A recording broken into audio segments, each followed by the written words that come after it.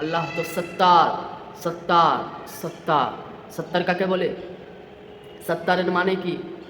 সত্তারের মানে হচ্ছে এটাই যে যে জিনিস জানার সত্ত্বেও সেটাকে প্রকাশ করে না, সেটার নাম হচ্ছে সত্তার। আপনি ঘরের মধ্যে গিয়ে অনেক খারাপ কাজ করছেন, কি করছেন না করছেন সেটা তো মানুষ জানে না, আমি জানি। আমি বলতে পারবো যে আপনি ঘরের ভিতরে কী করছেন, ওই জায়গায় কী করছেন, এই জায়গায় কী করছেন, আমি বলতে পারবো? বলতে পারবো না। কিন্তু আমার মালিক আল্লাহ তাআলা তিনি সব জানেন এবং সব দেখেন। তিনি চাইলে তো সবাইকে বলতে পারে, প্রকাশ্য দেখিয়ে দিতে পারে। ঘটনা শুনেননি যে 14 বছর ধরে একজন ব্যক্তি ইবাদত করছে, তো তার ইবাদত আল্লাহ তাআলার কাছে কবুল হয় না।